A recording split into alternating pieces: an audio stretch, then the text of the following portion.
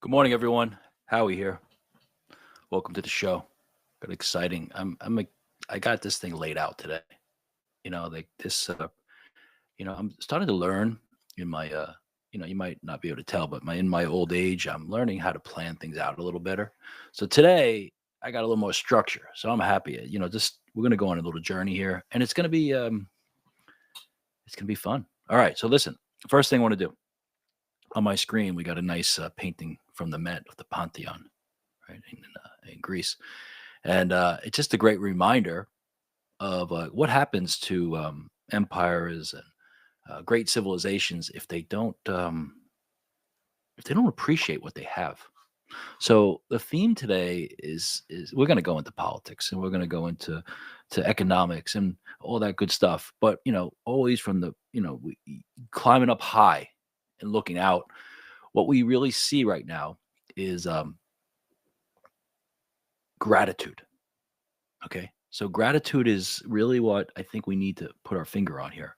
Okay. And the reason being is that if you don't have gratitude, you begin to not appreciate.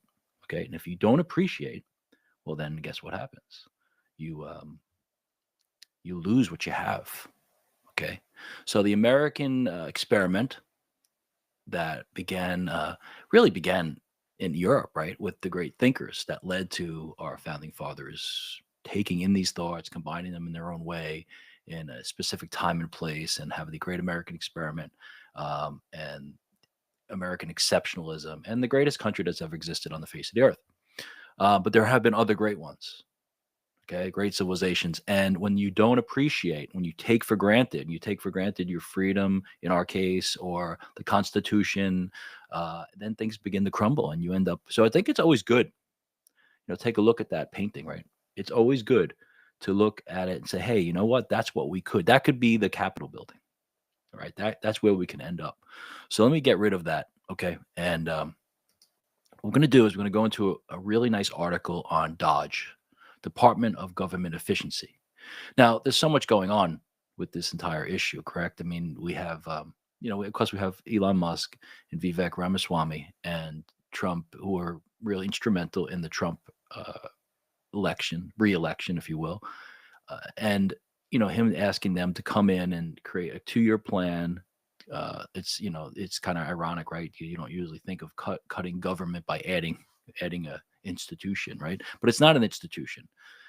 It's going to be a 2-year project. And so there's so much talk about it. So I found a nice article, Washington Examiner, that really spends a nice amount of time, really kind of summarizing where we are, what's ahead of them. And then we're gonna branch off into some other fun topics. Okay. So let me bring up that article. All right. And we'll start to really move forward here. All right. So here we go. I'm going to share with you this nice article here. And I always want to get the credit down of who wrote things, right? Because this is really important. Okay, so here we go. All right, so we're sharing with you. Okay, and let me go back over here. Okay, the Washington Examiner. All right, the swift sword of Dodge. All right, get out of Dodge. The toughest yet most important assignment. Okay, this was written on December 13th, a couple days ago, by W. James Antle III. Did a nice job. Really nice. It's really important. Yesterday we talked about Barry Weiss. It's really important to acknowledge good writers, good journalists. It's not just only these big names out there. Okay. We also have to always appreciate the fact that there are really good journalists and really good writers. And when you look at them, you have to start saying to yourself, this is what it's all about. Okay, this is how we recover when individuals, podcast or whoever it may be, start to promote their work in the proper way. All right, enough of that. Here we go. Got a picture of Trump there. Okay, it's not often that champions of a smaller federal government cheer the creation of a new department, but the Department of Government Efficiency isn't like the Department of Motor Vehicles. It will be run by 2 businessmen who have made billions of dollars in the private sector. Let's close this out here. Okay. Elon Musk and Vivek Ramaswamy. It is not really a new federal agency, but a task force that has been ordered to bring waste out of old ones. All right, so there's that, this idea. Are we creating another entity to get rid of entities? No, it's a force. It's a temporary fix. Okay, it's like setting up a shelter during a storm or after a hurricane. Right? It's not there. It's not. It's a field hospital. Okay. Put another way, Musk and Ramaswamy are not tasked with spending taxpayer money. That's a great way to put it. Their job isn't to spend money, which seems to be the only job other people have in Washington. They have been charged with saving it. Their goal is to recommend $2 trillion in spending cuts, or nearly 30% of the federal budget. It's a nice number. Okay, almost one third. It's always good to reflect on our domestic life. What would 30% of our budget be like? How would our life change? Are we 30% over budget? What applies, what's good for the goose is good for the gander. Okay, that's that's more ambitious than some of Dodge's predecessors, such as the Grace Commission under Ronald Reagan or the Al Gore-led Reinventing Government Initiative under Bill Clinton. Though the Simpson Bowles Commission under Barack Obama dabbled in entitlement spending cuts. Together, these two wonderful Americans, this is Trump speaking, will pave the way for my administration to dismantle government bureaucracy, slash excess regulations, cut wasteful expenditures, and restructure federal agencies. President-elect Donald Trump said in a statement. The announcement also quoted Musk as saying, "This will send shockwaves through the system and anyone involved with government waste," which is a lot of people. All right. We spoke about the idea of having to move the actual physical buildings out of Washington because, for example, Trump did some of that. I think it was Department of Agriculture, the Agricultural Department. I think it was, and he moved it out to Kansas. But he left. They could work remote. All right, and so Trump tried to do a little bit of this, but now he's got two worthy allies. Okay, so you can't just leave these buildings empty and then you have to maintain these buildings. People are calling in, working virtual. So Musk has really spoken out about how people have to show up to work. That's what at Tesla he did that. He put his money where he's putting his money where his mouth is, and so it's more than just the cutting the cost. It's changing the structure. So dismantle the government bureaucracy, which, remember, non-elected officials who are basically passing laws without going through Congress and the president signing it, because of just the power of these institutions and the longevity of their existence. Slash excess regulations. We know that Bezos came out. All right, Bezos said that's great. That's great. I want to help him. Bezos giving money to his inauguration fund, and also Zuckerberg and other, I think Sam Altman of OpenAI. Great talk about OpenAI yesterday. And Musk does not trust Sam Altman. Cut wasteful expenditures. Cut and restructure federal agencies. There it is. What goes underneath. We're going to have a really nice moment. Okay, this is going to be. I'm excited because Milton Friedman is somebody who's at play here. The great economist who's been gone for a while, but he's really inspired Musk, and we're gonna have some nice clips. He's fun to watch. It's great if you're really familiar with him. Great, and it's just a nice reacquaintance, if you will. But if you're not, stay tuned because Friedman is fantastic, and he's having a big role. Okay. By the way, before I go on, I want to. So, you see this picture? If you're listening only audio, well, you just bear with me. I'll explain it to you. And picture's worth 1,000 words. And I want to acknowledge this illustration here. First of all, I want to acknowledge it because I looked into it. And it's actually a painting. In this day and age where everything's done on computer, to actually see this, I struck me. I was like, look, they're wearing. So you got Vivek is holding like a what do you call that? A butcher's mallet. What do you call that thing? The big knife thing that a butcher uses, right? And it's got some blood on there. And you got Musk, is holding a hatchet, and look at their hair, their faces. It's really great. So I looked up this guy. I want to go to his site for a second here because I think like it's to take a second to acknowledge a good artist is important, just like acknowledging the good journalist. So let's do that on this journey here, okay? So let me share this guy's site here. Here, Thomas. Okay, his name is Thomas Fluharty, and he's cool. So these are actual paintings. My name is Thomas Fluharty, and this is my exclusive online showcase for my paintings, and also the home of Tom Fluharty's Mad World of Dogs. Let's look at his work here, okay? His little portfolio. Let's see, his artist here. Okay. He teaches class. Okay, that's not what I wanted. Let's see. Commissions. Yeah, this is when you're live like me, this is what you got to put up with. Sometimes it doesn't just run completely smooth. Okay, portfolio. All right. Now look at this stuff. You know what it reminds me of? It's painting too. He's actually painting. He's actually taking it's cool. And it reminds me of Norman Rockwell, right? The great Norman Rockwell. So I want to applaud this man. That's it. We'll go. But let's get his name. Thomas Fluharty. Flu as in you had flu. Hart, Harty, Fluharty. I applaud him. I'm going to spend some more time looking at his work. All right. Let me go back to what we were talking about. Always good to acknowledge good workers, good people. These things matter. They add up. We can't just surrender the world to the computer screen. All right. So we're back. So there we go. We got that great illustration. All right. We talked about Trump. Here it is. Let's get some context now. Let's lay this out. It took until 1987 for the federal budget to reach $1 trillion.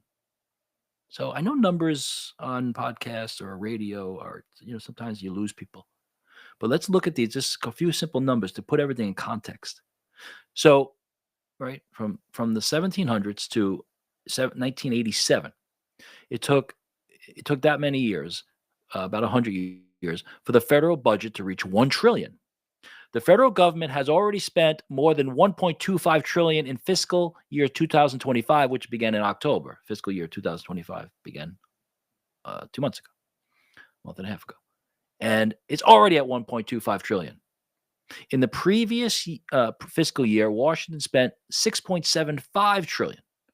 The budget deficit was $1.8 trillion in a time of relative peace and prosperity, because, of course, when there's a crisis or a war, things go up. But this is in a relative peace and prosperity, with the pandemic receding into memory, and it's up 8%. It's just like, inflation is just affecting us. It's like inflation is affecting the government, which is the cause of the inflation. By printing money and spending money we don't have, they cause inflation, which is it's even causing the government to spend more money. It's how it's a sick cycle. The word cancer always comes to mind when I think of the federal government. I don't know why.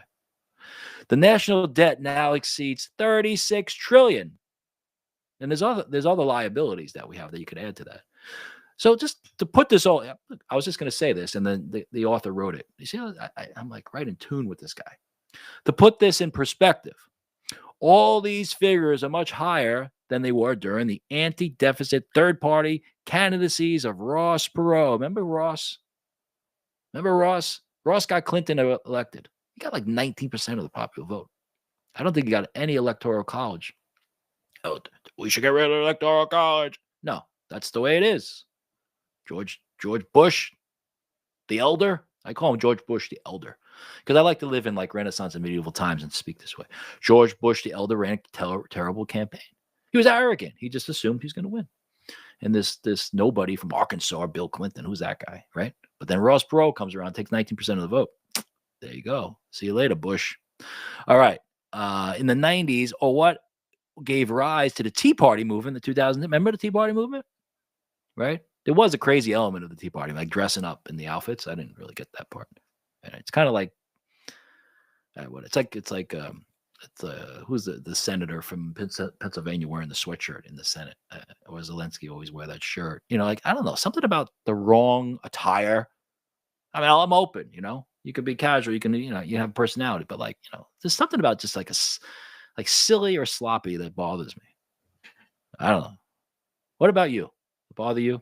I think it does bother people. My father, and I bet a lot of your fathers would have kind of got always shaved in the morning, right? My father wouldn't wear a T-shirt. He always wore a button down. All right. So the Tea Party movement in 2010, but that was also a small government movement, which implies decreasing the deficit spending. And yet deficit, debt, and overall size of the federal government were a trivial part of the 2000 campaign at best. It's interesting. Trump didn't run on this. We did say, we called it a few times that we were absolutely about getting Trump elected. But for the sake of objectivity, I did say a few times, if Trump gets elected, we got to watch his spending because he's not exactly known for a guy who doesn't spend. Okay. And his first term he spent. So I called it out a few times and it wasn't part of his campaign. And yet, as soon as he's elected, he starts naming his cabinet choices. And then you're wondering what's Musk going to do? And Musk's over there, right? And we also found out that Mark Andreessen has been down in Florida too with Trump. He said he's one of the engineers, big pivotal player in Mosaic and Netscape, co-founder of Netscape. We talked about him yesterday, and he's crazy things about saying AI and where we're going. I mean, that whole story, it's all part of this beautiful, it's really exciting. It's an exciting time to be alive.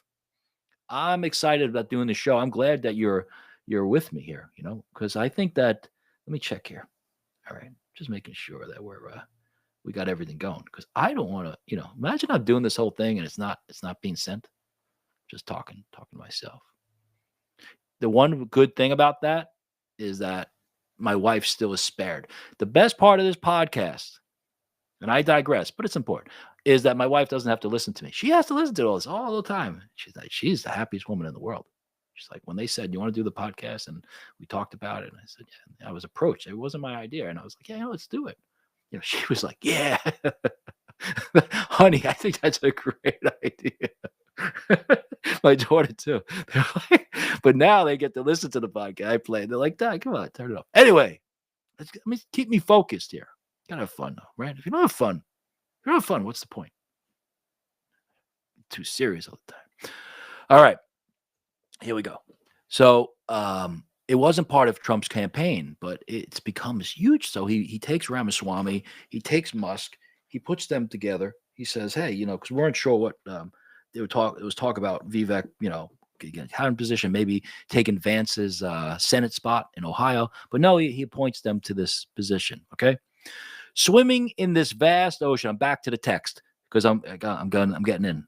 The referee said, get back on the mat. Swimming in this vast ocean of red ink and massive spending, there is certainly plenty of waste. Pork barrel projects, procurement, nightmares, earmarks, dubious construction, dubious. Citizens Against Government Waste, a venerable conservative group, published in October, recommended cuts it said would save $377 billion in the first year and $5 trillion over 5 years. That's a good plan. At the same time, a focus on waste, fraud, and abuse can often be a sign of unseriousness when it comes to fiscal discipline. This is a good point. So, because his point is like there's only so much waste you can get rid of. It's really about shrinking the government. This is important because other people tried to do them. We got to make sure this go. I look, Musk wouldn't be involved. I don't think if it's not real. And Trump is not here to play around. He has fun though, but he's not here to play around. He's not trying to get reelected. He can't. It's huge. That's a tremendous part of this presidency. He cannot be reelected. So it's like there's a whole different mindset. Whether there should always be that mindset that but everybody's thinking about being reelected as soon as they're elected. Of the $6.1 trillion the federal government spent in fiscal 2023, $3.8 trillion went toward mandatory spending programs such as big entitlements, Social Security, Medicare. So in other words, almost $4 trillion out of the $6 trillion is mandatory. Social Security, Medicare, we can't cut it. All this spending grows on autopilot outside the standard congressional budgetary process, making it exceedingly difficult to cut. A large pork barrel project might cost $10 million. So in other words, even if you cut out these pork barrel being, you want to get this bill passed on fracking or something, then you tie in this bill that this guy in Idaho wants to $10 million for a daycare centers. It has nothing to do with the fracking, but he squeezes it in there. That's my summary of pork barrel. Okay. Yet there are plenty of signs. Here it goes. This is this is what we have to hold him to. Again, is Musk going to do this? How much can the guy do? Musk, number one thing, honestly, is his ability to manage. He can't possibly be running SpaceX and X and Tesla and now DOGE. It shows you what he's so good at, bringing in people. He has no who talks about this. He's got to be who is overseeing this degree of development. It's unbelievable. His major ability might be to manage straight out executive skills, administrative. He's awesome. I don't think I have to say this, but I'll say, of course, Musk is a guy. He's got his family life. I'm sure if you're with him all the time, you see sides of him, but you do have to acknowledge there's something, right? There's something really cool, and along with this tenacious, unwavering tenacity for the future, right? Uncompromising focus and unwavering tenacity toward the future, where we can go, where people say, okay, yes, we can go to Mars. And this incredible ability to be an executive. There's another trait that I think has developed more recently, or in coordination with these two, is his need to be honest. I showed a clip yesterday when he's talking about Tucker Carlson, and he just, and Tucker's talking about Sam Altman and OpenAI, and you can see Musk is hesitant to say something that could be perceived negative, but he has to. That he doesn't trust them. He doesn't trust them, and it's really good. It's the integrity, an integer, a whole number, a full person. We need people you have to speak the truth. Have to speak the truth. It's not easy, sometimes you get nervous, people are going to like you, but you have to speak the truth. And he must have been burned. Usually when you get that way, when you have to speak, it's because you've been burned. It's like an appreciation for the good things in your life. When you suffer, you really appreciate, right? And that's a problem, like in our country, there's so much success that pantheon in the beginning of the ruins of former empires, great civilizations. We have to believe that that's possible. And back. There are plenty of signs that Trump's DOGE appointment are eyeing bigger changes than terminating the occasional federal study on the effects of cow flatulence. Quote, a brand of small government revolutionaries will save our nation, Ramaswamy vowed. Musk has similarly said he is dedicated to, quote, ensuring that manically dedicated small government revolutionaries join this administration. What a great line, right?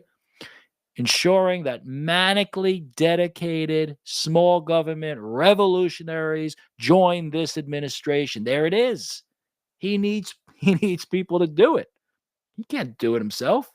He's going to oversee it. The two entrepreneurs have solicited the input of outside advisors. One is former, here it comes, Texas Congressman Ron Paul, the great Ron Paul. I love that guy.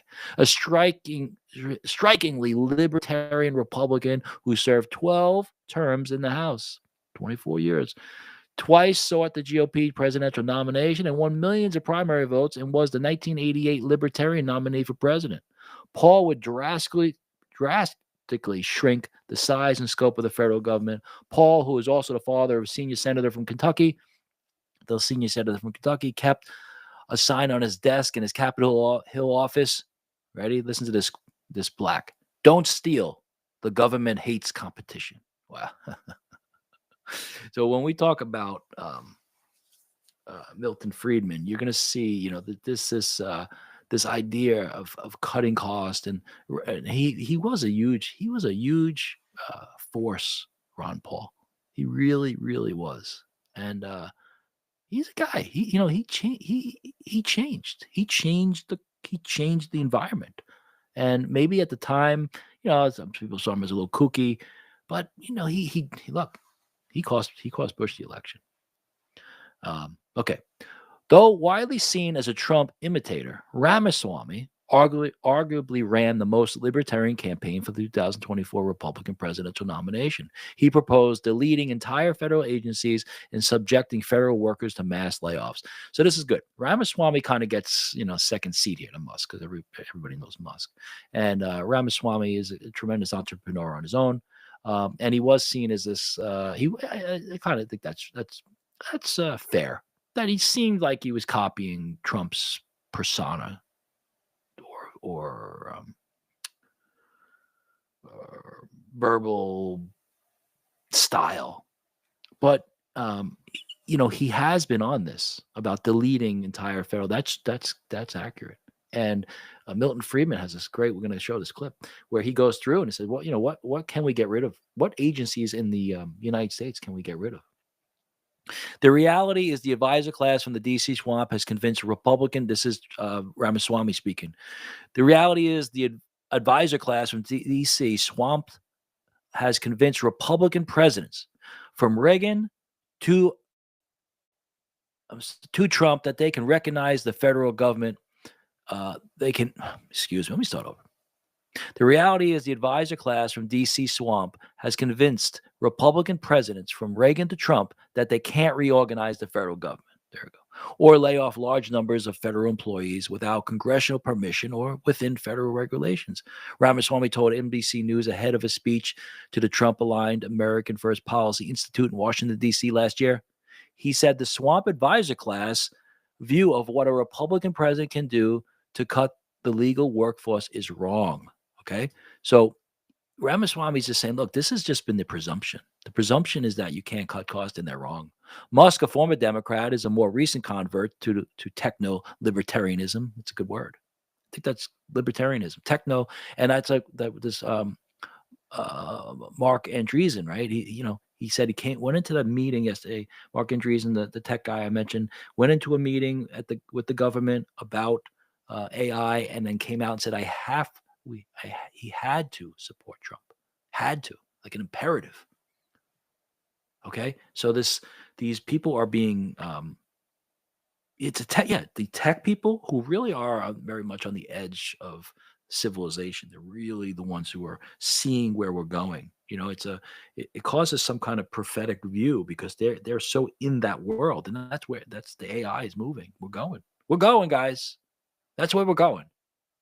So we have to get involved, and we got to get educated. No time to put your head in the sand. It's like saying, I'm not going to get a smartphone. How'd that work out? Okay, AI is here. Okay, so get on the good side. All right, and this techno-libertarianism, that's a good term. It sums it up.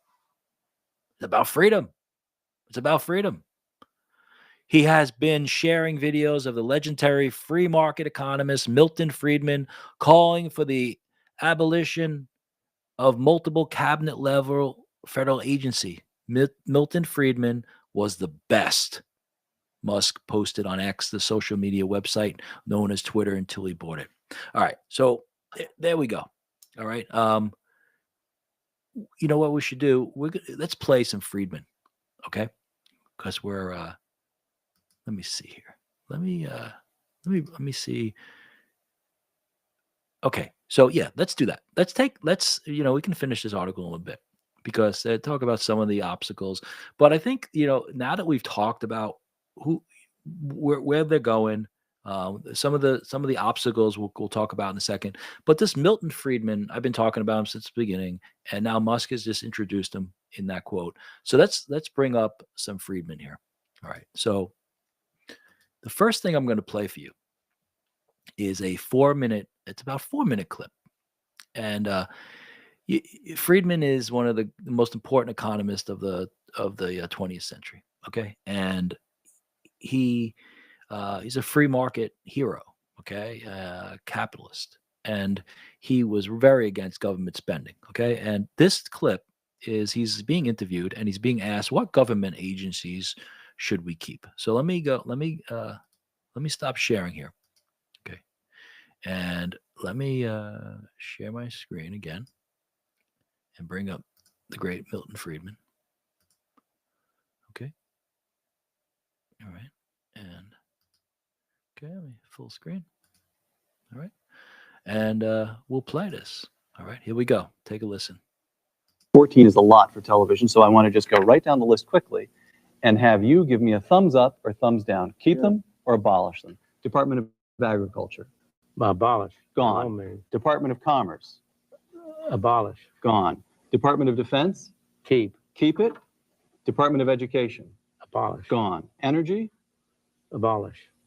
Housing. Except that energy ties in with the military. Well, then we shove it under defense. That's The little right. bit that handles the nuclear, Right. That ought to go under plutonium and defense. so forth goes under defense, but we abolish the rest of it. Health and Human Services. There is room for some public health activities to prevent contagion, such a thing as, for example. So you'd keep the National Institutes of Health, say, and the Center for Disease Control down not in the Atlanta? National Institute. No? Those are mostly research agencies. No, that's a question of whether the government should be involved in financing research. And the answer is no. Well, that's a very complicated issue, and it's not an easy answer with respect to that. We'll eliminate half of the Department of Health and Human something Services? like that. Okay, one half. There we go. Housing and Urban Development? Out. Oh, didn't even pause over that one. Department of the Interior? Oh, well, but housing and urban development has done an enormous amount of harm. My God. If you think of the way in which they've destroyed parts of cities under the rubric of eliminating slums. Jack Kemp. You know, you remember that Martin Anderson wrote a book on the federal bulldozer describing the effect of the urban development. There have been many more dwelling units torn down in the name of public housing than have been built. Jack Kemp has proposed selling to the current inhabitants of public housing their unit, their townhouse, their apartment for $1 a piece, and just shifting the ownership to the people who live. If you got rid of the Department of Housing and Urban Development, it would be worth doing that. All right, done. That's gone. Department of the Interior, your beloved National Park Service. Well, given that the problem there is, you first have to sell off all the land that the government owns. But that's what you should do. But it could be done pretty quickly. It could be done. You should do that. There's no reason for the government to own. The government now owns something like 1/3 of all the land in the country. And that's too much. Should go down to zero. Should go down to, well, not entirely zero. They ought to own the land on which government buildings are. Okay, terrific. Department of Justice. Oh, yes. Keep that one. Keep that one. Labor. No. Gone. State.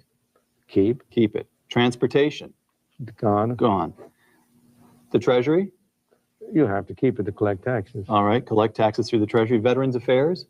You can regard the Veteran Affairs as a way of paying essentially salaries for services of those who have been in the armed force, but you ought to be able to get rid of it. You should be able to pay it off. Pay it off. Pay off lump sums, perhaps. That's right. And just get rid of it.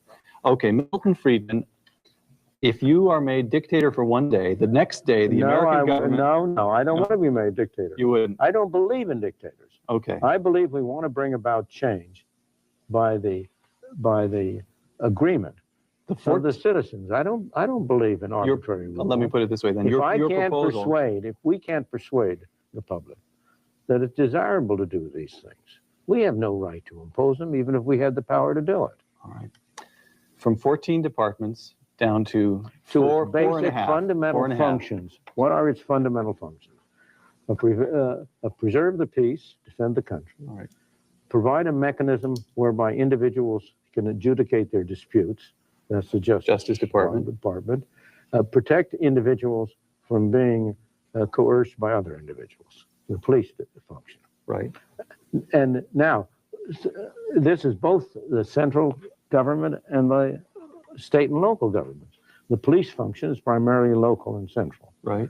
And those are the fundamental functions of government, in my opinion. Milton Friedman, thank you very much. All right, guys, that was good, huh? So, I mean, we could spend time going through. I'm not going to, because I think just listening to him, and the one part that I really appreciate, obviously, when he talked about the housing HUD, right, urban development, and just what a disaster that's been. Okay, but when he said, if you were dictator for a day, did you see his natural reaction? He doesn't want to pretend to be a dictator.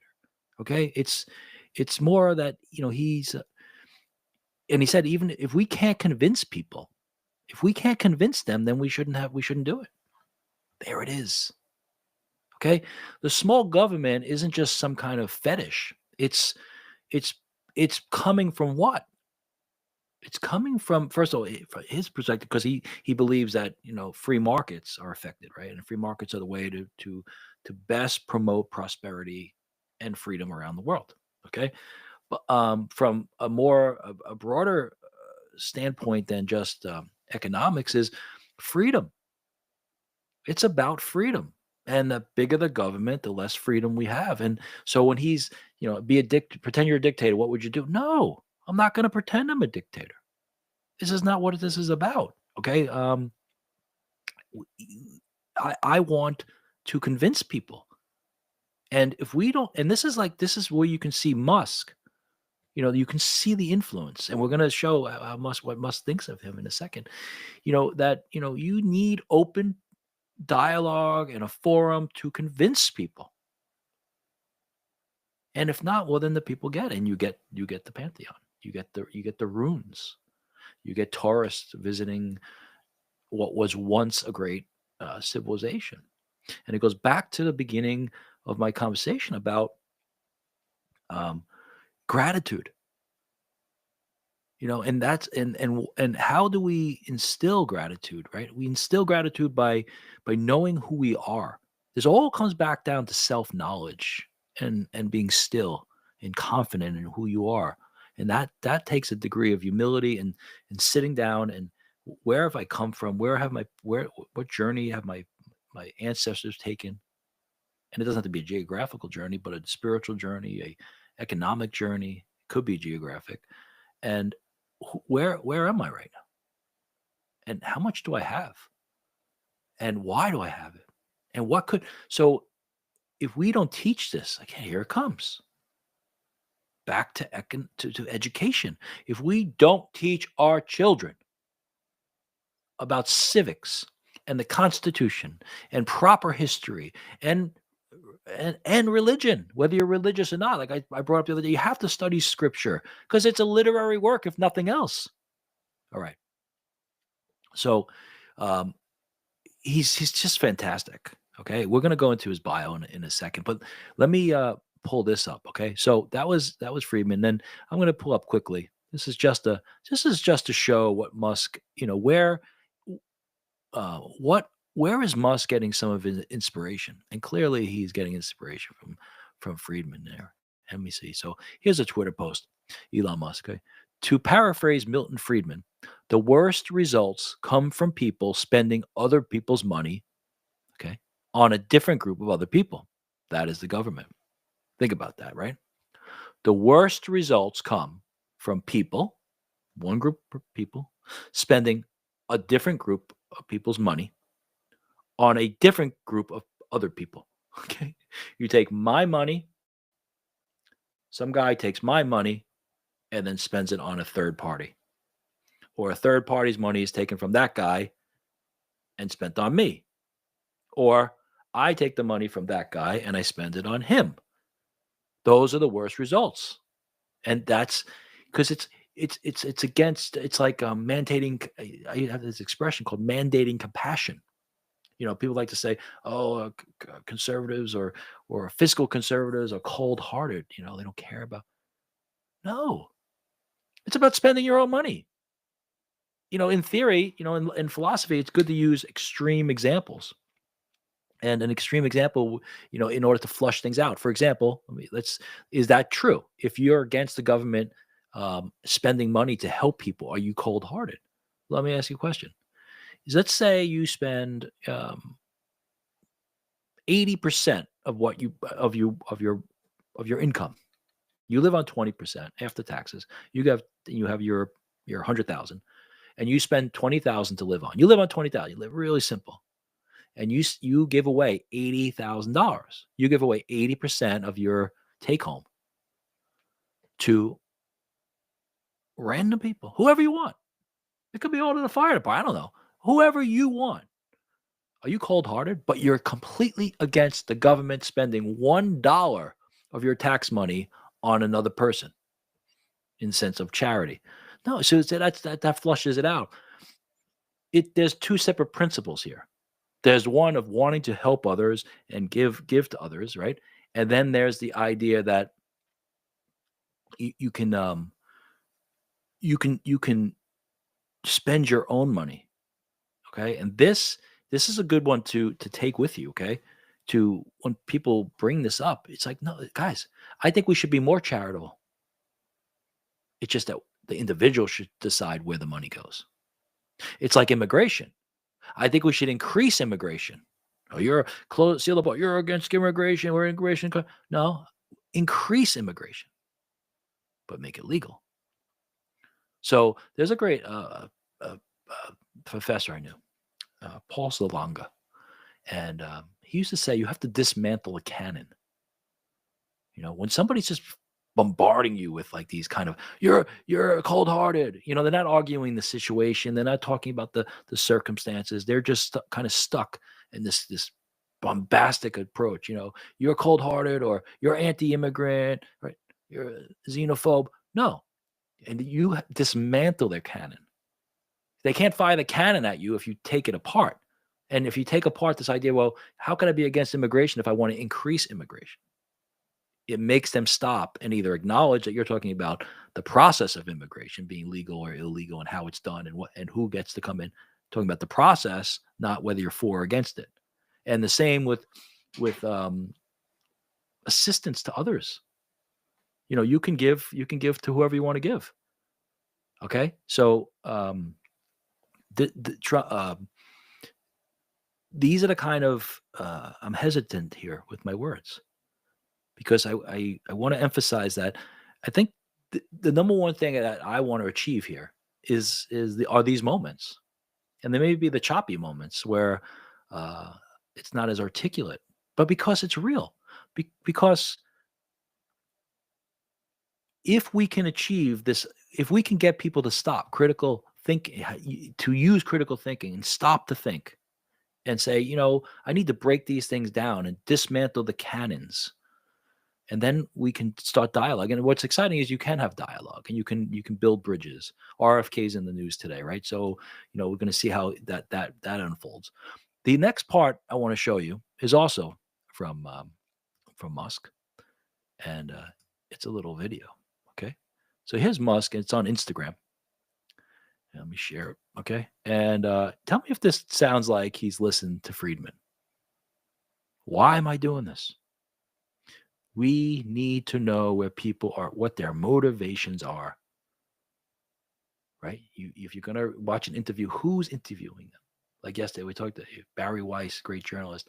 And do you like Rogan? Right? Like, who is he? Where's Musk getting his ideas? Who's Trump inspired by? Okay? The company you keep. The more things change, the more they stay the same. At the end of the day, with all this, it doesn't matter. The company you keep. We may keep it in different ways. We may be communicating and hearing from people that we never would have heard from before. But who are you listening to? Who are you friends with? And it doesn't have to be like friends you go out with, but who are you friendly? Who are you exchanging ideas with? Who are you in dialogue with? Okay, that's the company you keep, and that we have to. Who are you keeping with? Right? Who are your children with? We want diversity of thoughts and a pluralistic society, but you also have to be with people where there are certain principles that don't change. The 10 Commandments: don't kill, don't murder people, don't steal, don't slander, don't lie. If you make a mistake, confess to it and move on. And if you're the one who got the mistake was made to and hurt you, you were trespassed upon, if you will, then forgive. These are the principles. And you have to stop and think this way. You have to look at articles to break things down. And I love this. It's just so much fun. All right, here we go. I'm going to share this with you. Okay. And I'm going to play it. It's Instagram. Okay, let me make sure it's up there so you can hear it. All right. And let me make sure it's not on mute. Okay, and here we go. Here's Musk. The audio is not fantastic, so let's listen. So George Soros at the center, I think. We obviously need to have just the basics. So as President Trump rightly said, all we need is the restoration of common sense, which is that, we want safe cities, we want secure borders, sensible spending, freedom of speech, respect for the Constitution. Anyway, so if that's George Soros of the right, that's me. Okay.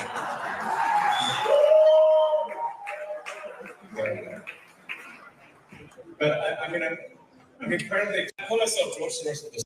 All right, so there you go. So stop sharing. Okay, so you can see, right? I'm just making quick notes as he's talking. He's saying return to the basics, right? A restoration of common sense, safe cities, sensible spending, secure borders. Okay, freedom of speech. It's exciting. It's exciting where we are. What I'm going to do is, and that actually really brings me to okay, we're on a break here. We're being told I got to stop. And I'll be back in about 2 minutes. And it's a perfect time actually to shift and play, put on one of our friends there, Hillsdale. Okay, so let me play a message from Hillsdale for you. Hillsdale, the great school. We talked about University of Austin yesterday. One of these new schools are popping up. If you're looking for schools for your child, start to think, or your grandchildren, or think, or yourself, because there's a lot of online learning going on, right?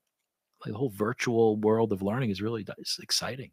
Doesn't never replaces the interaction, but it's there, it's available, and combined, it can be very powerful. So Hillsdale, we love Hillsdale. I love it, and the Constitution.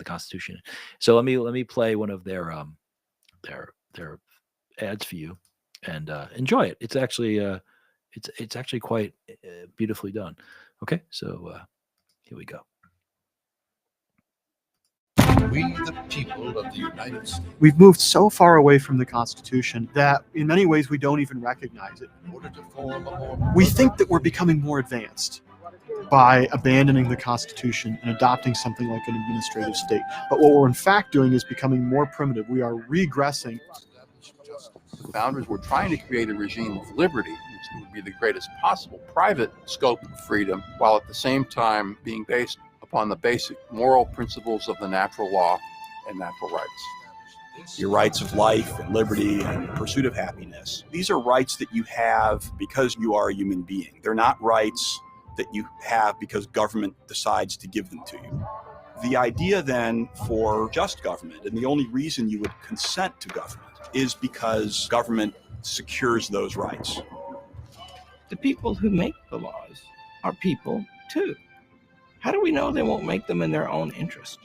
You need a constitution, and it needs to be in control of the governed. Almost everybody in America, even people with very different perspectives, senses there's something deeply wrong with our political life.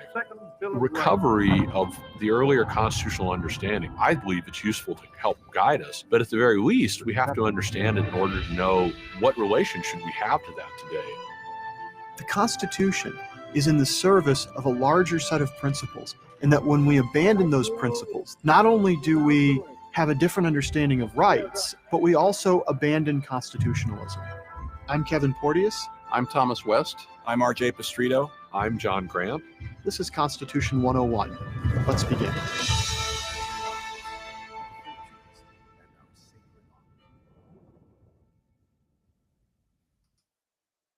Okay, we're back. All right, well, thank you. And let's see, let me just shut that off. Okay.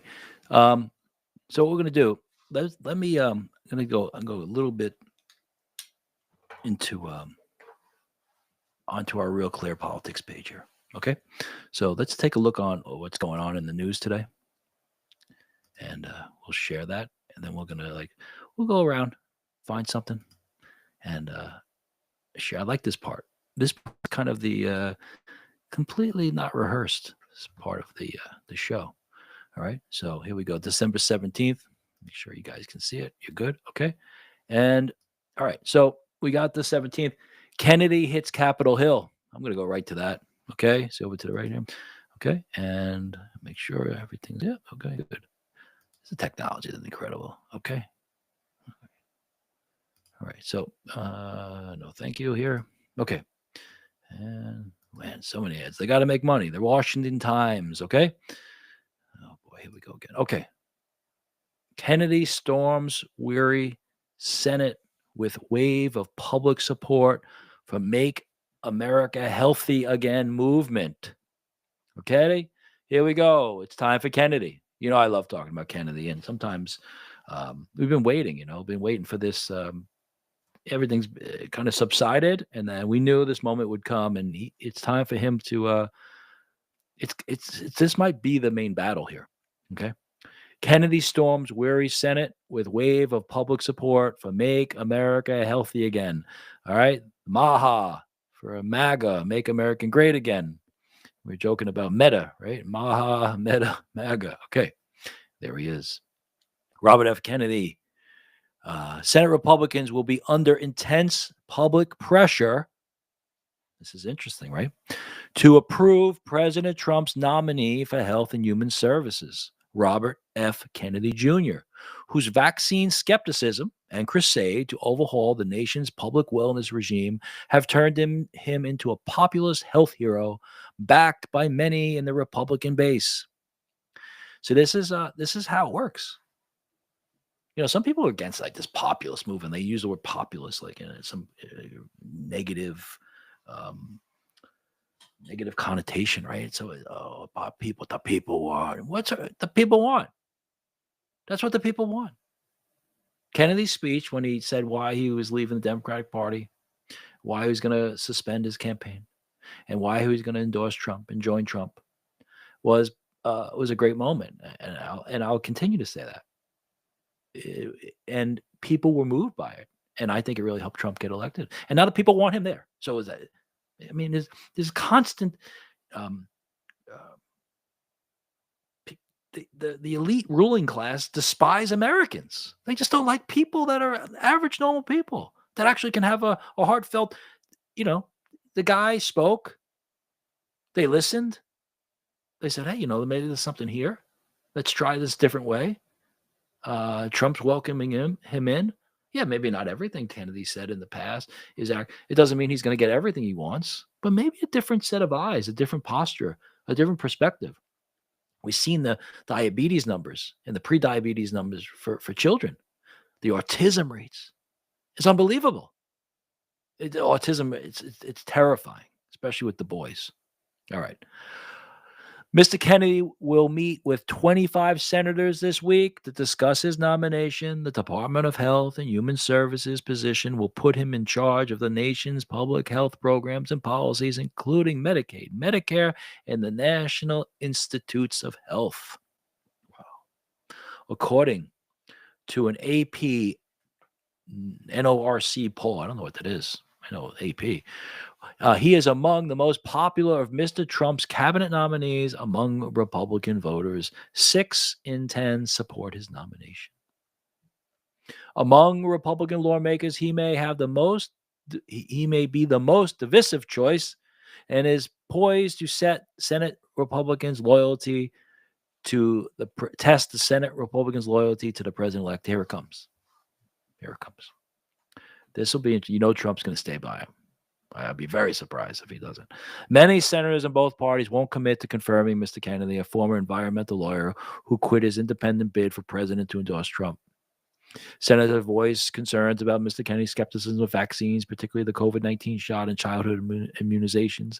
They question his opposition of fluoridated water, which has reduced tooth decay, pesticides, which have enabled abundant cheap food production at what cost, I say, and other disruptive stances regarding public health. All right, I'm not going to go further than that.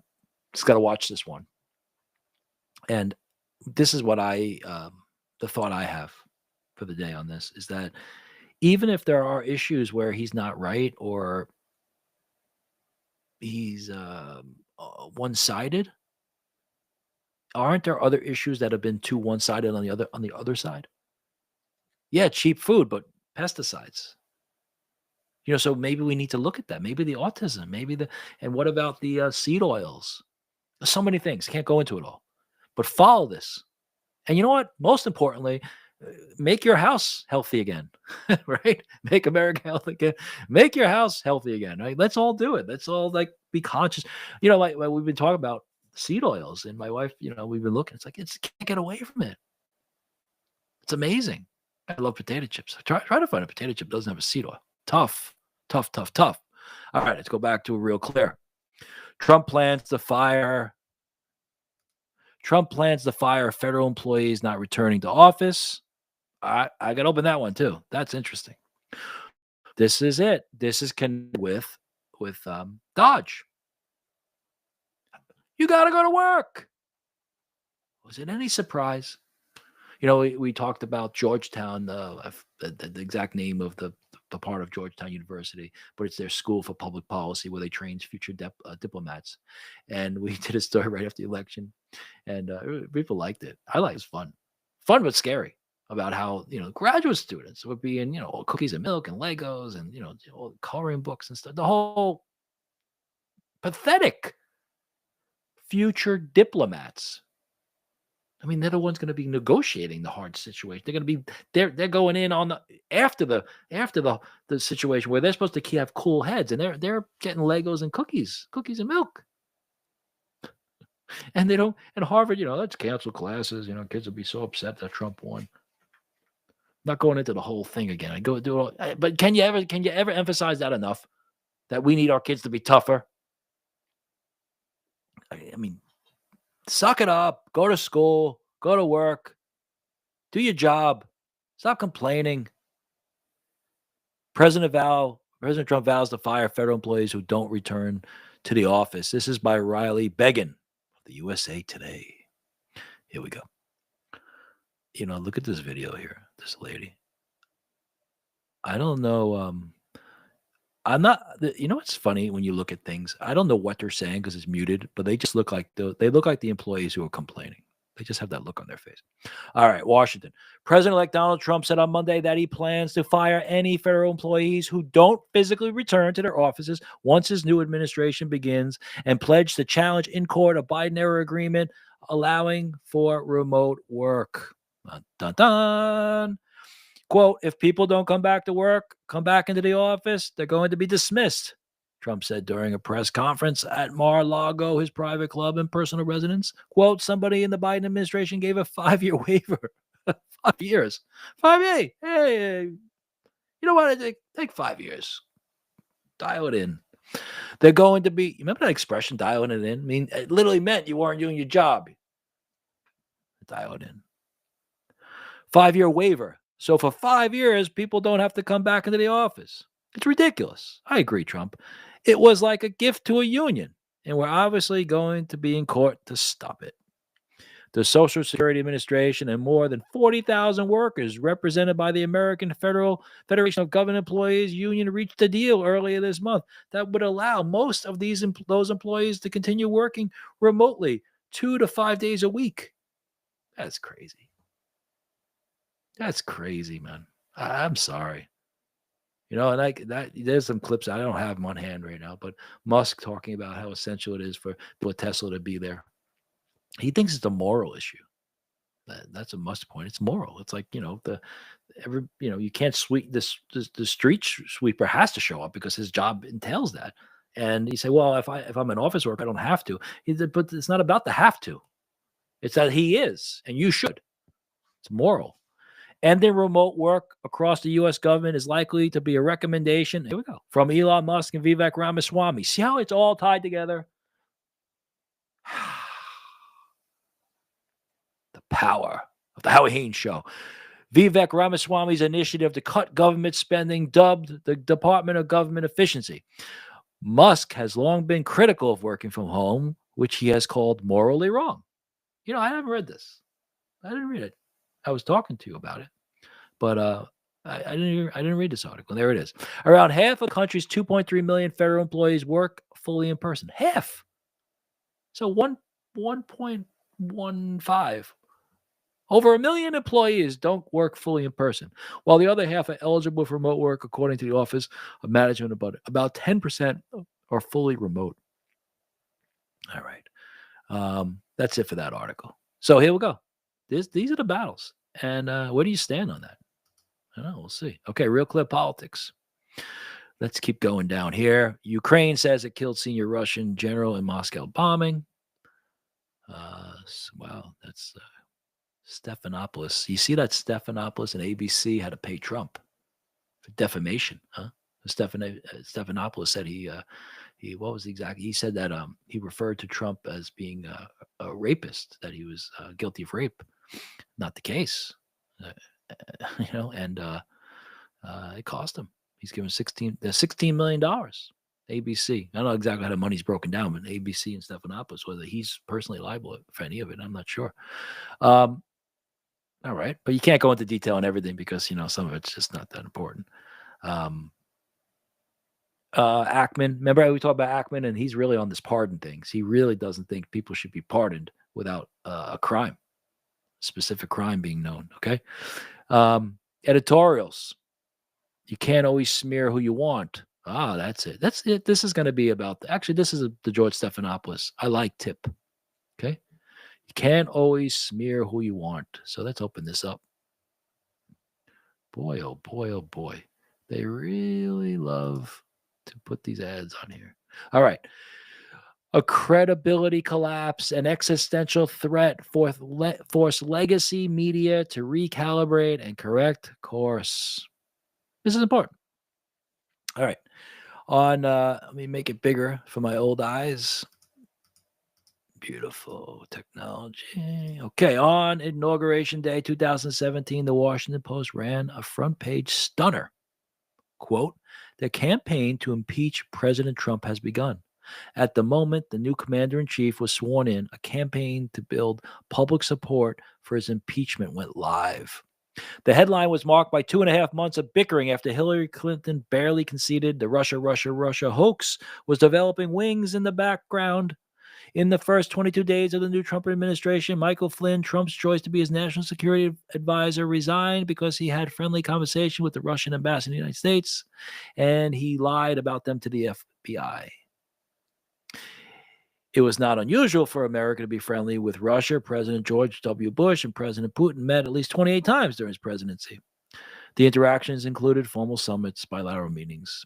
Okay, skip that part. When Trump fired FBI Director James Comey, he used the vast levers of the deep state to help launch a special counsel investigation that did not stop until July 2019.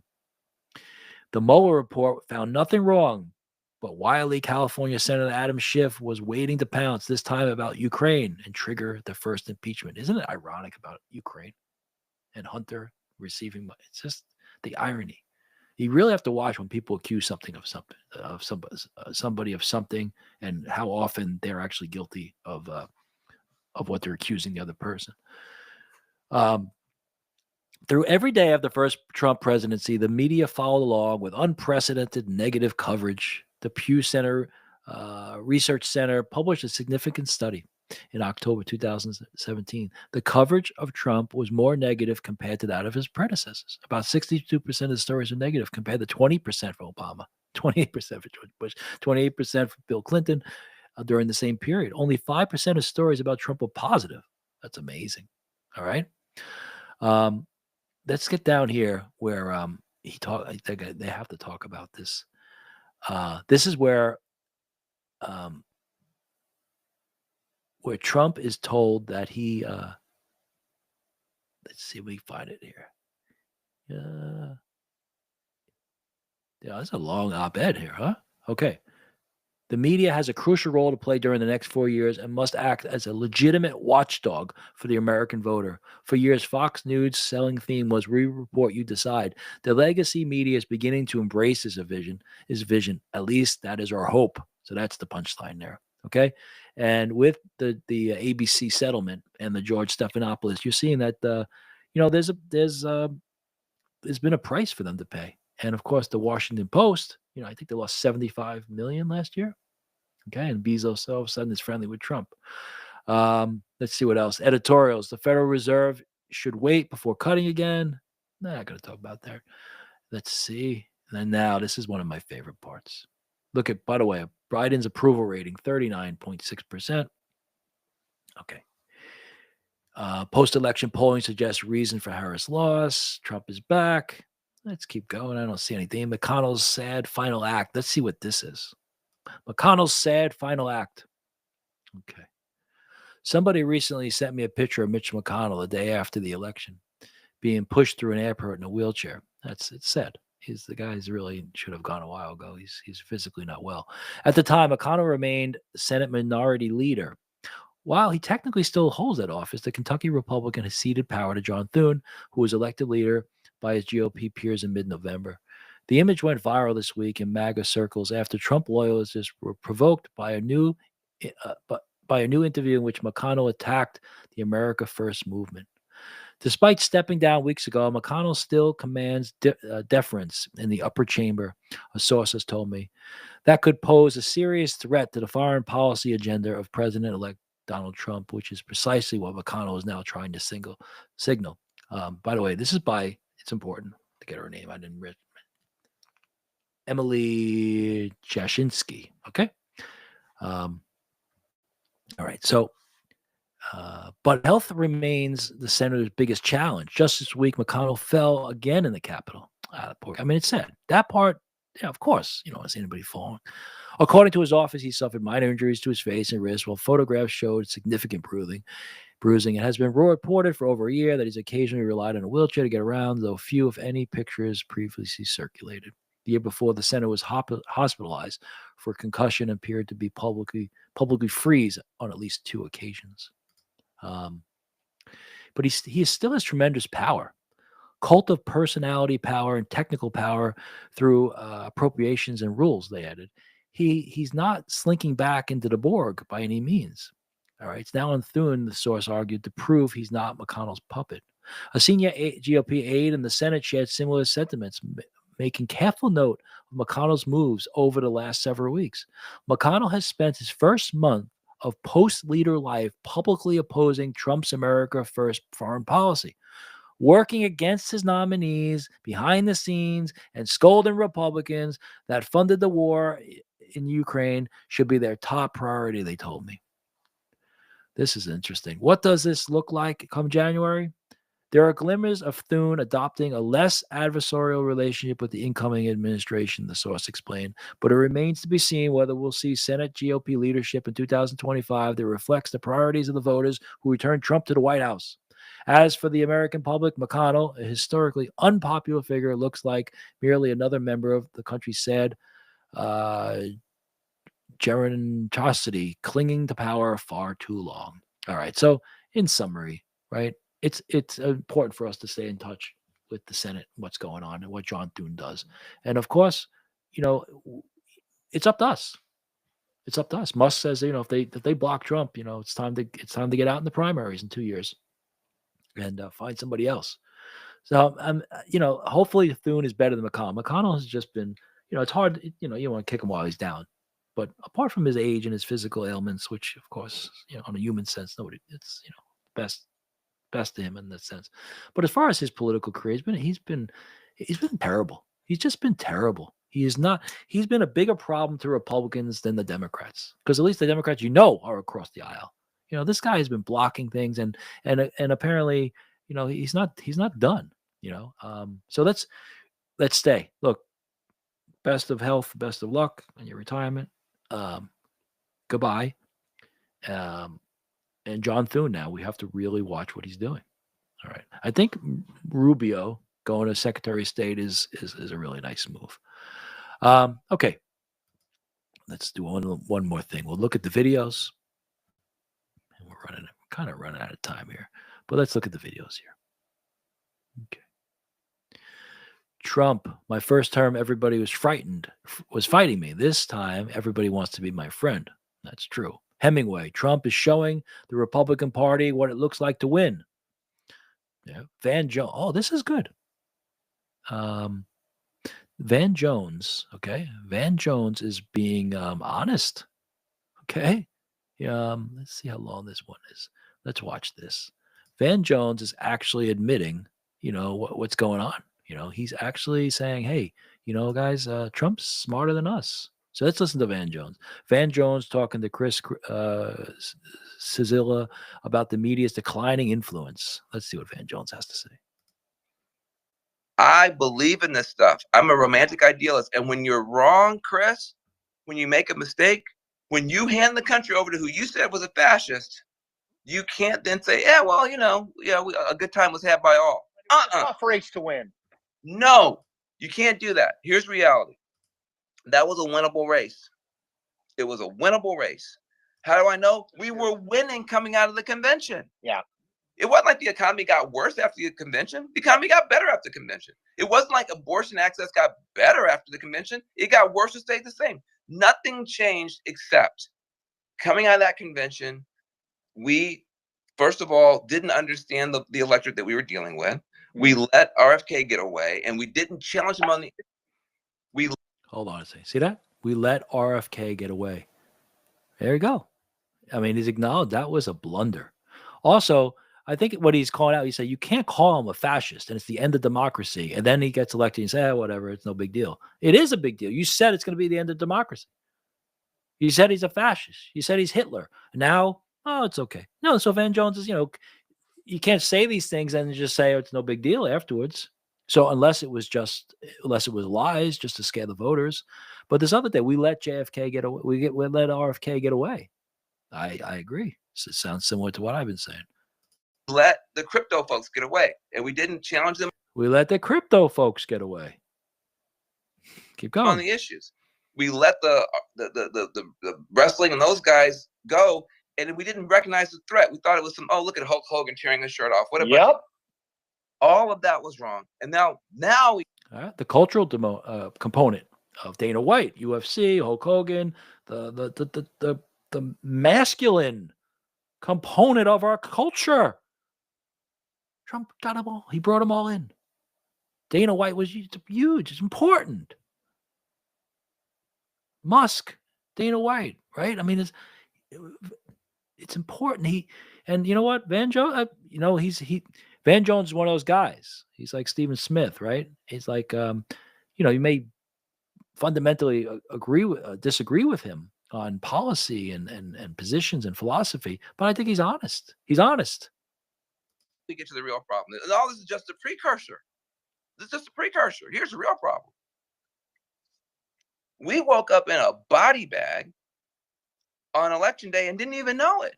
Why? Because we thought that because CNN, NPR, New York Times, all of the mainstream media was pretty much beating the hell out of Trump, that Trump was getting the hell beat out of him.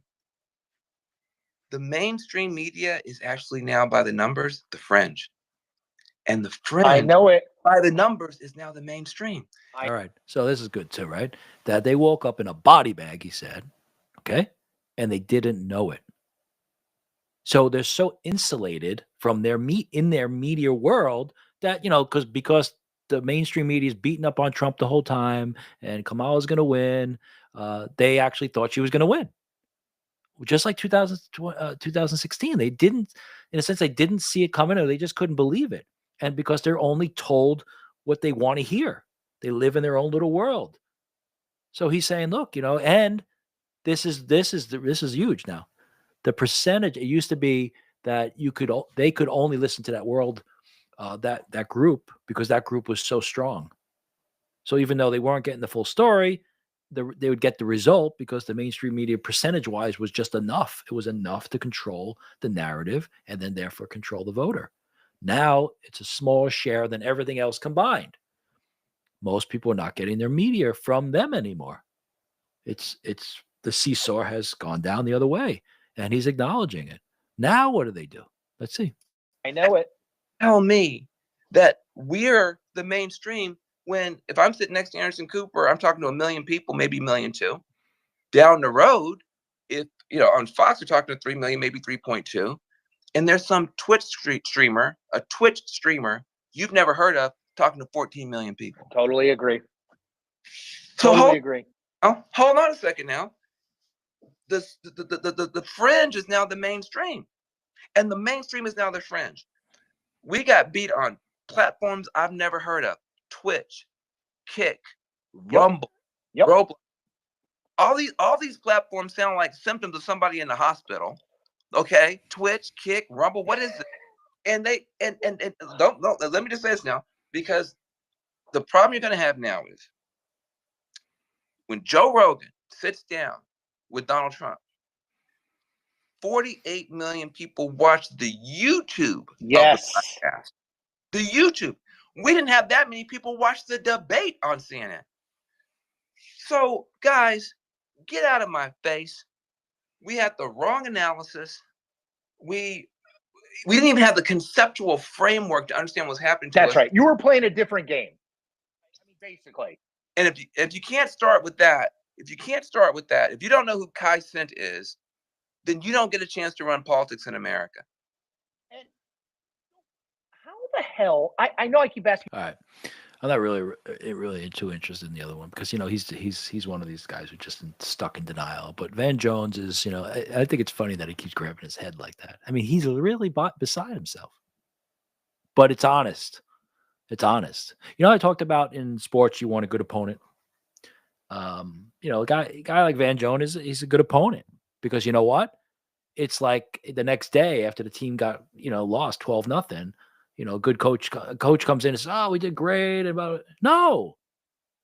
You know, Van Jones is the coach saying, "Guys, what happened?" He reminds me of a coach right now. Van Jones is saying, "Hey, listen, this is we got killed, and we think we won. Oh, we thought we were going to win. We thought we were going to win even when it was 11-0.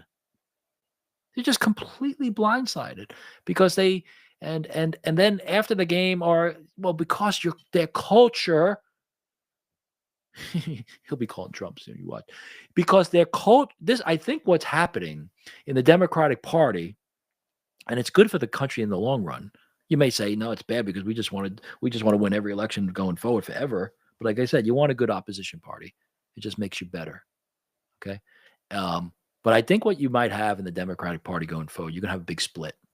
You're gonna have a split between people who are realists, who are going to, let's use the athletic sports coaching analogy, you're going to go in the locker room and start throwing Gatorade bottles and being like, what is going on? Enough with this, what kind of drills are you having these guys do? And all that, and just dismantling the kind of apparatus. And then you're going to have other ones who are just going to stick with it. They're going to stick with trophies for everyone. They're going to stick with the transgender. And you're going to have a break. And that's a big problem for the Democrat Party because they got 50%. We have 50, they have 50, roughly, right? So who do they get? If the realists in the Democratic Party want to, you know, since shift and have, which is commendable, it's what they need to do. In the arena of ideas, and if we want a good opponent, that's who we want to be training, right? But who if you lose 15, 20%, Democrats lose their 15, 20% of the 100. You know, total, you know, they got 30 of this new coach comes in, a new added.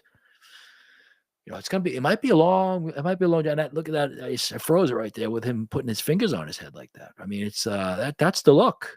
And look at the look of the other guy. He's smug, you know, just to forget it. That's the two. There it is. That's the future.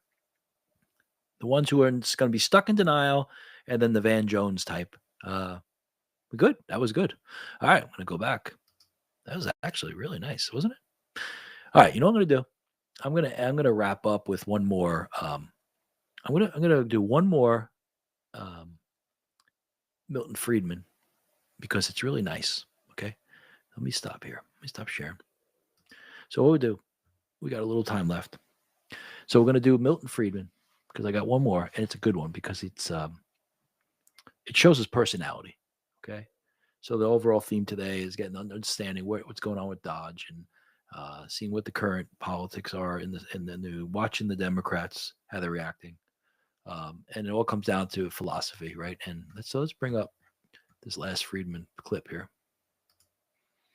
Here it is. Here. Okay, now this is a clip that Elon Musk posted. Okay, so let me come over, share it. And listen to the way he explains. And this is why you need good educators. Okay, you need people who can explain things to people about free markets and the beauty. Okay, That's why I love talking about sports, because you get it immediately. Van Jones is the coach going, what happened? Milton Friedman's again, in athletics. This is the way you have to see. You have to see things clearly. And winning and losing in a game in a set amount of time makes things very real.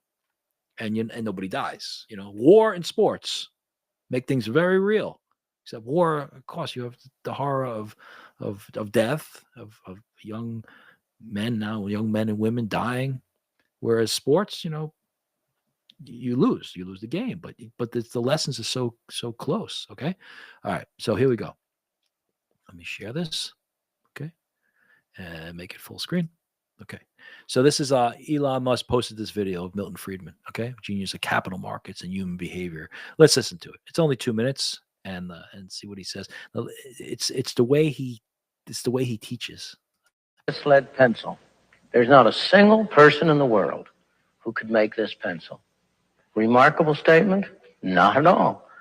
The wood from which it's made, for all I know, comes from a tree that was cut down in the state of Washington. To cut down that tree, it took a saw. To make the saw, it took steel. To make the steel, it took iron ore. This black center, we call it lead, but it's really graphite, compressed graphite. I'm not sure where it comes from, but I think it comes from some mines in South America. This red top up here, the eraser, bit of rubber, probably comes from Malaya, where the rubber tree isn't even native. It was imported from South America by some businessmen with the help of the British government. This brass ferrule, I haven't the slightest idea where it came from, or the yellow paint, or the paint that made the black lines, or the glue that holds it together. Literally thousands of people cooperated to make this pencil. People who don't speak the same language, who practice different religions, who might hate one another if they ever met. When you go down to the store and buy this pencil, you are in effect trading a few minutes of your time for a few seconds of the time of all those thousands of people. What brought them together and induced them to cooperate to make this pencil? There was no commissar sending out orders from some central office. It was a magic of the price system, the impersonal operation of prices that brought them together and got them to cooperate to make this pencil so that you could have it for a trifling sum. That is why the operation of the free market is so essential, not only to promote productive efficiency, but even more, to foster harmony and peace among the peoples of the world. All right. How great is that, right? Simple items that our homes are filled with items like that, pencils. What goes into making a pencil, and also the ramifications of a free market system. It's cool. It's there's nothing to say. All right. So what I'm going to do is end. We're going to end today with our literary / religious / spiritual / humanistic, because it's Lent, because it's Advent. I'm very sensitive right now to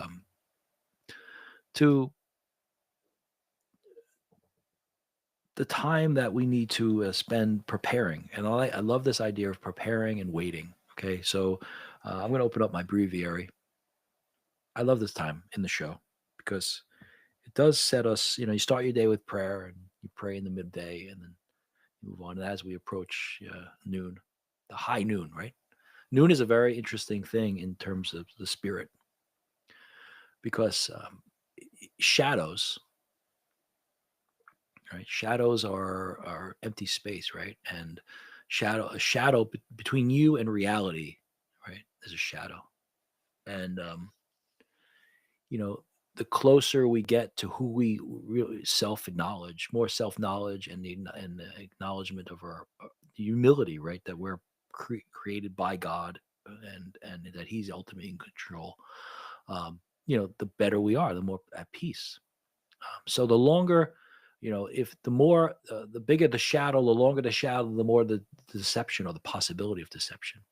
So if you're looking at the sun coming up, as the sun's coming up, the shadow's long, right? It gets shorter and shorter. And at high noon, if the high, right? If the sun is directly, then there's no shadow. If it's directly above your head, it's like your body, your footprint is the only shadow, right? And you're on the footprint.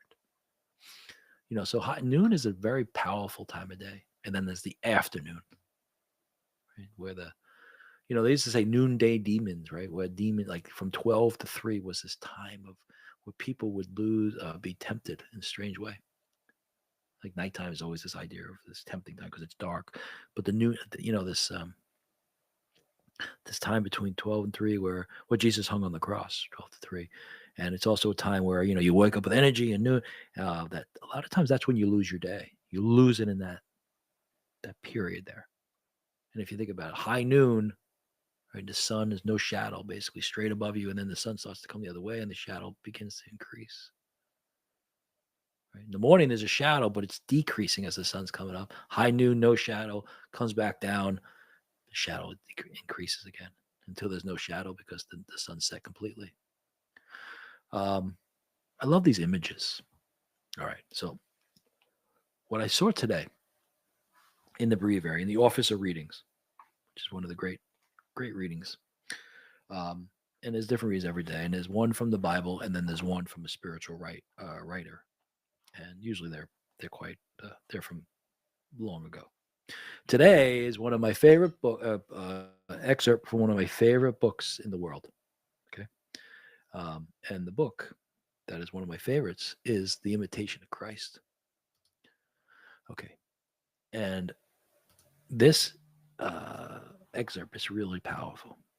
Let me read through it, and then maybe we'll make some comments. But either way, let's listen. Do not care much who is with you or who is against you, but make it your greatest care that God is with you in everything you do. Have a good conscience, and God will defend you securely. No one can hurt you if God wishes to help you. If you know how to suffer in silence, you will surely receive God's help, since He knows best the time and the way to set you free. Resign yourself to Him, for God helps you and frees you from all confusion. It is often good for us and helps us to remain humble if others know our weaknesses and confront us with them. When a man humbles himself for his faults, he more easily pleases others and mollifies those he has angered. God protects and frees a humble man. He loves and consoles a humble man. He favors a humble man. He showers him with graces. Then, after his suffering, God raises him up to glory.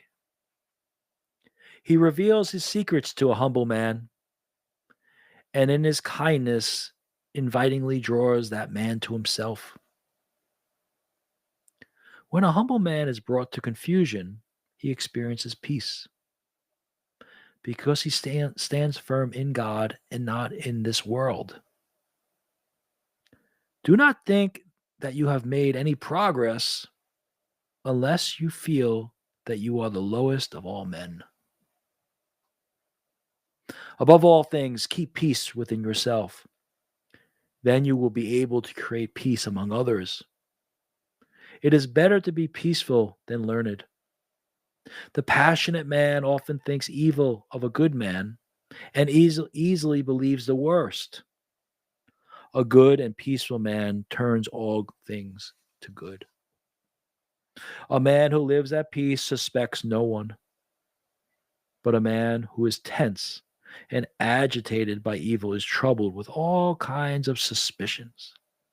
He is never at peace with himself, nor does he permit others to be at peace. He often speaks when he should be silent, and he fails to say what would be truly useful. He is well aware of the obligations of others, but neglects his own. So be zealous, first of all, with yourself. And then you will be more justified in expressing zeal for your neighbor. You are good at excusing and justifying your own deeds, and yet you will not listen to the excuses of others. It would be more just to accuse yourself and to excuse your brother. If you wish others to put up with you, first put up with them. This is what you call hard spiritualism. Good spiritual. This is like red meat. You want protein? Right? You want protein? You want good protein that can only come, the best protein? It's the one that's hard to digest. This doesn't taste very sweet. I mean, there are lines, one after another. And it's easy to interpret this to being, it's a hatred of man and putting yourself, no. Where are you? And it's not just your spiritual journey, your emotional journey, your intellectual. Oh, me too. Me, oh, of course. Like it's like this says. Let's talk about ourselves. Where are we? Before we criticize everything on the news and look and say, this and that, where are we? What's our budget like? What's our surplus? What do we have surplus spending? Where are we? How's our house? How's the government of my home? Right, that part's really sticking out, right? You want everybody to take our excuses, but we won't excuse them. This idea of redemption that I keep hearing about in my head. We need to be open to mercy and forgiveness. That's what Jesus wants. And if you don't believe in Jesus, then believe in what he wants. Forgiveness, mercy, but also truth. Truth. And it's not always cotton candy. And it's time to get off the milk, St. Paul, right? Enough with the milk. Get it off the bottle. And there it is. It's connected to what we talked about with the kids. You got to raise your kids. Certain times there's hugs, right? Certain age. But then there's also a time where it's like, this is the truth. This is the truth. You want to go, you want that career, you want to achieve this goal, then the truth, you have to tell your kids the truth. That's destructive behavior. That's an excuse. That appears to be you being just lazy. But can we say that firmly to them without saying it to ourselves first? It's a football. I remember one of the most humbling thoughts, and this is a really positive one. It's all positive because it's about growth. If it's growth, it's positive. God is life-giving. If it leads to more life, it's good. If it leads to less life, it's bad. That's it. God wants life and more of it. Abundance of joy in life. So I remember when I was a young father, and I imagine most of you that are parents understand this. You so badly want your child to be proud of it. I don't use the word pride. To be confident in who they are and what they have. And to see them in denial of their gifts or the opposite hurts. You don't want that. And why? Why don't we want that? Because it's not life-giving. And as parents, we're the God, we're the mini God. God puts us in charge of these. The word charge. He's my charge. He's my charge. Like I'm in, they're your guardian. You're in charge of them.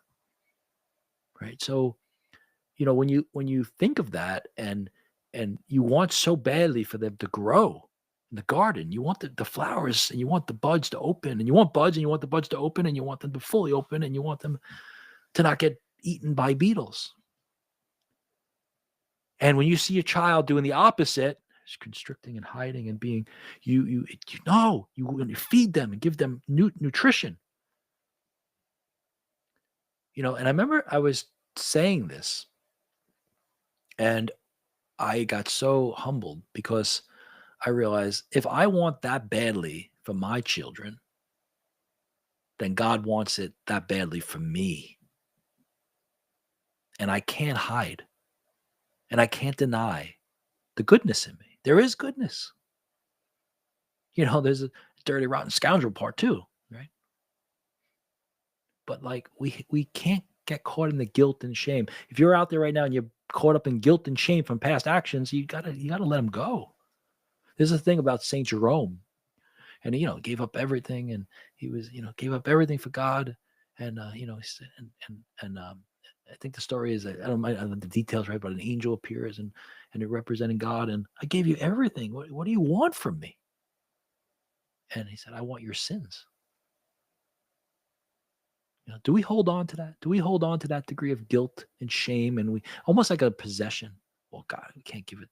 No, give it to him. Give it to him. Be set free. It's not easy, right? Especially if we live courageously. The more courageous, the more mistakes. The more mistakes, the more potential for guilt and shame. We have to give them away. And know that the way you look at your child, and you want them so badly to believe in themselves and see the goodness and see what you see, that what you see in that child, just like that's what God sees in you. And you don't want your child to deny your advice and say, no, Daddy, no. Then don't say no to that. When God looks at you and he sees the potential in you, and he sees the goodness. And just like, if you saw your child stuck on some incident that happened at school 3 months, let it go. Move on. Move on. I love you, honey. It doesn't matter. Nobody cares. That's what God's saying to all of us. Nobody cares. Confess it. Move on. Do you feel bad? Yeah, you feel bad. That's it. It's over. There's a great prayer about St. Joseph. And I think that maybe that's the way I'll end. So this all comes into play. You got the Advent, waiting for the child, preparing. We got Imitation of Christ, famously, I use this word in quotes, harsh teaching, but real.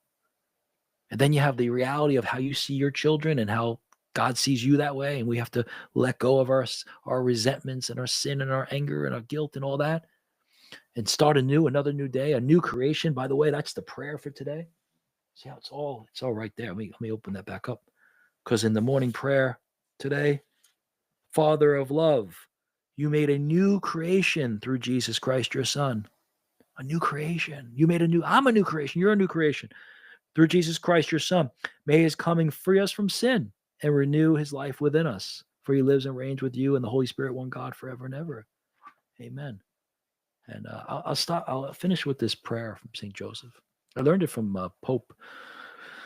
Who was it? I think it was Pope John. I forget, actually. Doesn't matter. What's important is I learned the prayer. And it's a prayer to St. Joseph. And it's, O guardian of virgins and holy Father Joseph, to whose faithful custody Christ Jesus, innocent himself, and Mary, Virgin of Virgins, were committed.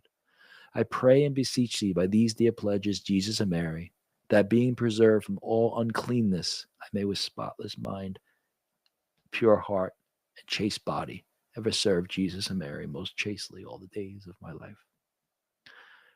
It's a good prayer for fathers, right? And if this language, this Catholic language, don't think of it. Think about it in substituting your family, right? Guardian of my, oh guardian of virgin, guardians of the innocent around me, right? I pray and beseech, like, keep me clean, my body clean, my mind, my heart pure, my love pure, not self-motivated, my mind not cluttered, right, with the divine contact, meditation, contemplation, silence, stillness. Right? Let me live that life. Let me protect the innocence that's been entrusted to me. Protect the innocence. Right? Everybody's in such a rush for their kids to experience, grow. No, let them be in the innocence as long as they'll stay. The world will come and get them at some point, but keep them in their innocence. Let them stay there. Let them enjoy it. They don't need to worry about all these things. Too much information sometimes. Just let them be children. Let's all be children. Christmas is coming. It's been a great run. It's been nice today. Thank you for listening. I love you guys. Please like, share, comment, subscribe, tell your friends, send in articles. Let's keep going. It's really been an enjoyable process for me, and I really appreciate you taking the time to be with me. All right, God bless you. Have a great day.